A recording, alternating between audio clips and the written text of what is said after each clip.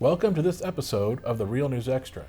My name is Fred. I'm the operations manager here at Relaw APC. And joining me today is Jennifer Felten, the principal and founder of Relaw APC.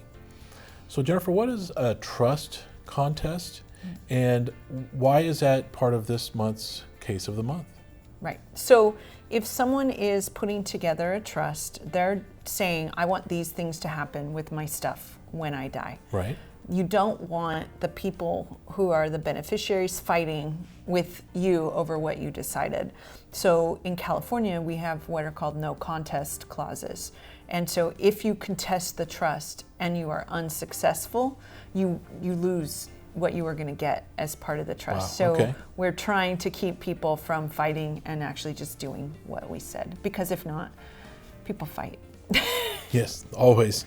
So what do the results of this case mean for trustees? I mean, how should they handle a handwritten amendment or change to a trust? So in the Case of the Month, there was a handwritten amendment by the deceased person that one of the children, there were two children, one of the children wanted clarified.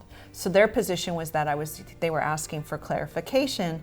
The other one, who would have benefited if it was interpreted the way they wanted it to, would have benefited the other way around. So the child who was the successor trustee went after the child who was questioning the amendment and saying it was a contest, and so would have wiped them out of being able to recover anything under the trust.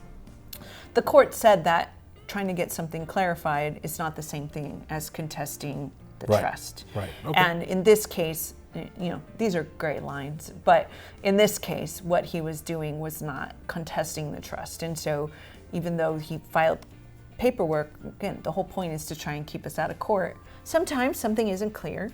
And so, you should be able to ask for clarification without potentially losing your rights. And so that's what this case was about. Okay. If a beneficiary thinks there is an error in the trust, what is the proper legal process? Where should they start to make sure they don't actually trigger this no contest clause? Get an attorney. I mean, it's Okay. really simple. Step one.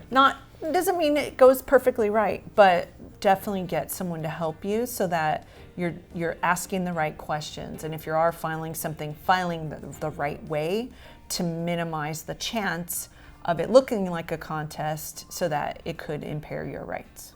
Okay, well, thank you. And thank you for joining us on the Real News Extra. If you're enjoying this content, I invite you to click on like or subscribe. And of course, ring that little bell for future notifications. My name is Fred. I look forward to seeing you on the next episode.